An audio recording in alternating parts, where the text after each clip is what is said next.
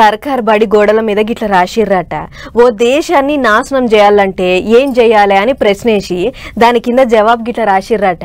ఓ దేశాన్ని నాశనం చేయాలంటే పెద్ద పెద్ద బాంబులేసే అవసరం లేదు, యుద్ధానికి పోయే అవసరము లేదు.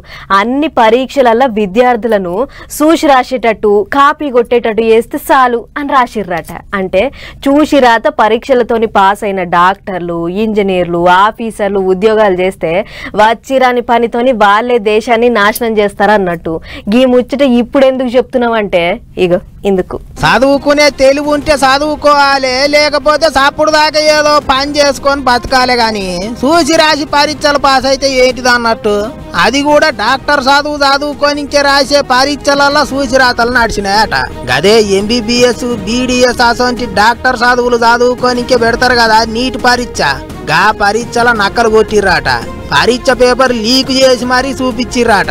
గుజరాత్, బీహార్ అసొంటి రాష్ట్రాలలో నీటి పరీక్ష నియతి లేకుండానే రాసిండ్రాట చాలా మంది. అందుకే ఇది వరకు 720కి 720 మార్కులు ఏ ఇద్దరు ముగ్గురికి వచ్చాయి. కానీ ఈసారి 67 మందికి వచ్చినాయట. అంత చూసి రాతలే నడిచినాయని దేశం అంతా ఇప్పుడు బొబ్బ అవుతున్నది. తెలంగాణలో కూడా ఓ దిక్కు విద్యార్థి సంఘాలు, ఇంకో దిక్కు కారు పార్టీ వాళ్ళు, చెయ్యి పార్టీ వాళ్ళు కూడా లోలులకు దిగిండ్రు. రాసిన పరీక్ష రద్దు చేసి మళ్ళోసారి పరీక్ష పెట్టాలి అని డిమాండ్ చేసిండ్రు. సెంటర్ సర్కార్ వాళ్ళ మీద గట్టిగా ఆడిపోసుకున్నారు. వాళ్ళు చేయబట్టే చూసి రాతలు నడిచినాయి అన్నట్టు చెయ్యి పార్టీ వాళ్ళు అయితే గట్టిగానే సాపిస్తున్నారు. 6 డిమాండ్లని మీ ముందు ప్రవేశపెడుతున్నాం. మొట్టమొదటి డిమాండ్ నీటు పరీక్షను మళ్ళీ నిర్వహించాలి.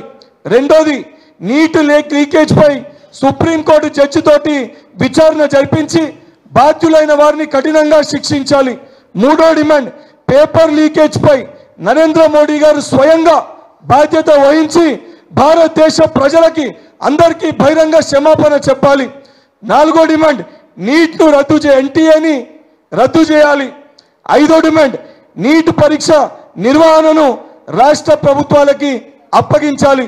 ఆరో డిమాండ్ బాధిత విద్యార్థులకి న్యాయం చేకూర్చాలి. ఇంకో దిక్కు ఇప్పటికే ముచ్చట సుప్రీంకోర్టు దాకా పోయింది. నీట్ పరీక్ష పెట్టినోళ్లను కోర్టు సార్లు గట్టిగానే ఆరుసుకున్నారట. ఏమన్నా తప్పు చేస్తే చేసినట్టు ఒప్పుకోని అని చెప్పిండ్రాట. అంతేకాదు చూసి రాసి పరీక్షలలో పాస్ అయినోడు రేపు డాక్టర్ అయి పబ్లిక్ ఏం రోగాలు తక్కువ చేస్తాడు, ఎట్లా చేస్తాడు, వచ్చి రాని వైద్యం చేస్తే ఏంది పరిస్థితి అని గట్టిగానే గడ్డి పెట్టిండ్రాట. పరీక్షలలో ఏమన్నా చిన్న తప్పు జరిగినట్టుంటే ఎమ్మటే సరిదిద్దుకోవాలి, ఎట్లా సరిదిద్దుకున్నారో కూడా కోర్టుకు చెప్పాలి అని గద్దిచ్చిండ్రాట. మళ్ళా జూలై 8వ తారీఖు నాడు మాట్లాడతామన్నారట. కానీ ఏం మనుషులు అన్నట్టు పరీక్షలలో చూసి రాసి వాళ్ళే రేపు డాక్టర్లు అయితే పబ్లిక్ పానాలు ఏం కావాలి.